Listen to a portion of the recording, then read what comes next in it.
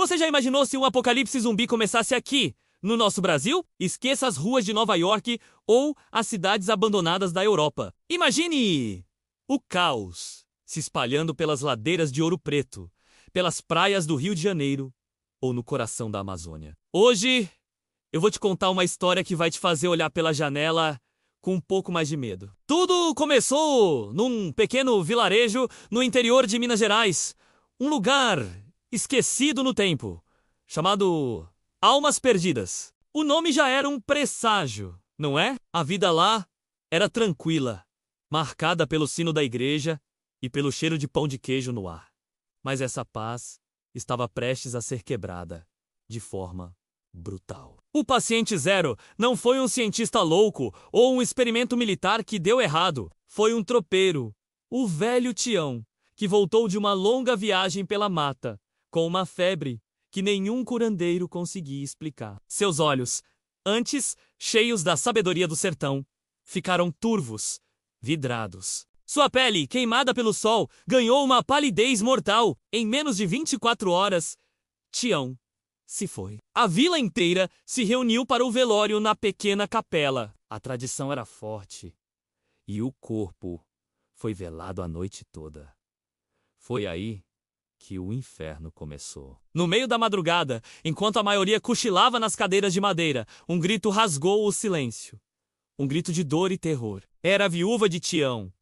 O corpo dele tinha se levantado do caixão, mas não era mais o Tião que todos conheciam. Seus movimentos eram bruscos, desajeitados, e um som gutural, um gemido de pura fome, saía de sua garganta. Antes que alguém pudesse reagir, ele a atacou.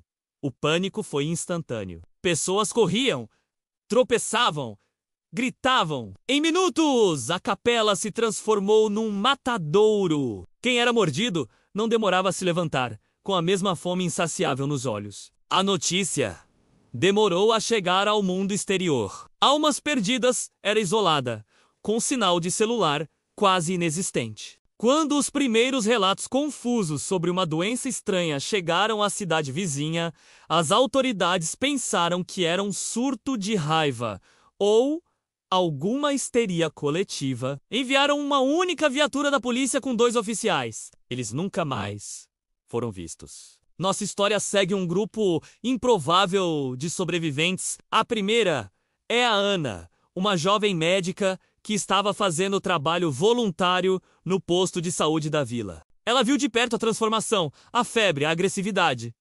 Ela entendeu que aquilo não era uma doença comum. Junto com ela estava o Breno, um mochileiro paulista que estava de passagem, buscando fugir do estresse da cidade grande. Mal sabia ele que encontraria um tipo de estresse muito pior. E, finalmente, o seu Juca, um fazendeiro local, um homem de poucas palavras, mas que conhecia cada palmo daquelas terras como a palma da sua mão. Ele tinha uma velha espingarda e um facão, que era quase uma extensão do seu braço. O primeiro instinto deles foi fugir. Pegaram a caminhonete velha do seu Juca e tentaram sair da vila, mas a única estrada estava bloqueada por uma cena de horror. Carros batidos, corpos e mortos-vivos cambaleando em direção ao som do motor. Eles eram lentos, mas eram muitos. Cada morador que eles conheciam, cada rosto amigo, agora era uma máscara de fome e decadência. Eles tiveram que voltar e se esconder na fazenda do seu Juca, que ficava numa colina, oferecendo uma visão estratégica. A casa era antiga, de pau a pique, com janelas pequenas e uma porta de madeira maciça. Era o seu pequeno forte. Eles passaram dias ali, ouvindo os gemidos distantes, racionando a comida que tinham: feijão, arroz, farinha e um pouco de carne seca. A Ana, com seu conhecimento médico, tentava entender a infecção. Ela percebeu algo crucial. O calor parecia acelerar a decomposição dos corpos, mas também os tornava mais lentos, mais letárgicos, durante o sol forte do meio-dia. Era sua janela de oportunidade.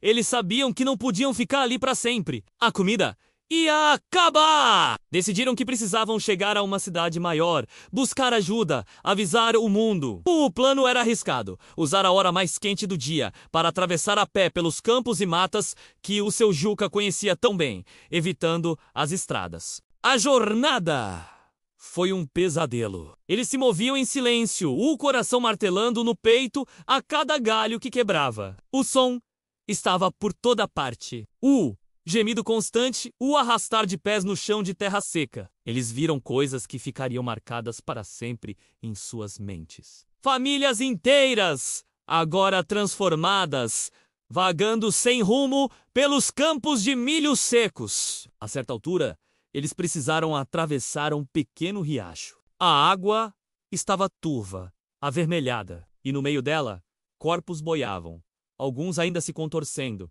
presos na correnteza fraca.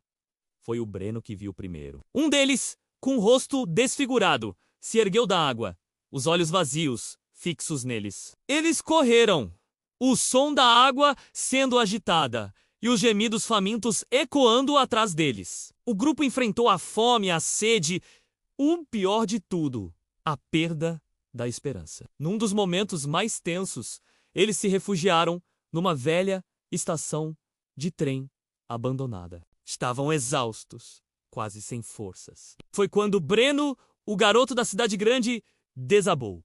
Ele não aguentava mais. Ele só queria que tudo acabasse. Ana e seu Juca tiveram que ser fortes por ele, lembrando-o do porquê estavam lutando. Não era apenas por suas vidas, mas para que o sacrifício de todos em almas perdidas não fosse em vão. Durante a jornada, eles descobriram algo ainda mais assustador sobre os infectados. Eles não eram apenas máquinas de morder irracionais. Eles pareciam reter fragmentos de memória. O seu Juca viu um dos seus antigos funcionários, o Zé, tentando abrir a porteira de uma fazenda, um movimento que ele fez milhares de vezes em vida. Outro, uma senhora, estava parada em frente à sua antiga casa, apenas olhando, com um gemido quase melancólico. Aquilo era, de alguma forma, mais aterrorizante do que a violência pura. Era como se a pessoa ainda estivesse lá, presa dentro daquele corpo apodrecido, uma espectadora do seu próprio horror. Depois de quase uma semana de caminhada, exaustos e feridos, eles finalmente avistaram as luzes de uma cidade maior no horizonte. Mas a alegria durou pouco. Ao se aproximarem, eles não ouviram o som de vida, de carros ou de pessoas. Eles ouviram o mesmo som que os assombrava desde almas perdidas: o gemido coletivo de milhares de infectados. O bloqueio militar na entrada da cidade era uma cena de guerra. Tanques destruídos, barricadas derrubadas, e os soldados, agora se juntando à horda, o vírus tinha se espalhado. Era mais rápido e mais eficiente do que qualquer um poderia ter imaginado. Eles perceberam, com um calafrio que percorreu suas espinhas, que não estavam fugindo para a salvação. Estavam apenas correndo em direção ao inferno maior. Almas perdidas não foi o fim. Foi apenas o começo. E a história deles, a luta pela sobrevivência no coração de um Brasil devastado, estava longe de terminar. A última cena os mostra olhando para a cidade tomada, a silhueta deles contra o céu avermelhado do pôr do sol, o facão do seu Juca brilhando, prontos para o próximo capítulo de sua luta. O apocalipse zumbi brasileiro tinha começado. E aí, o que achou dessa história? Dá pra imaginar o desespero? Se você gostou desse tipo de conteúdo e quer saber o que acontece com a Ana, o Breno e o seu Juca, já deixa o seu like, se inscreve aqui no canal e ativa o sininho. Comenta aqui embaixo o que você faria numa situação dessas. Qual seria a sua estratégia de sobrevivência? Muito obrigado por assistir e até a próxima!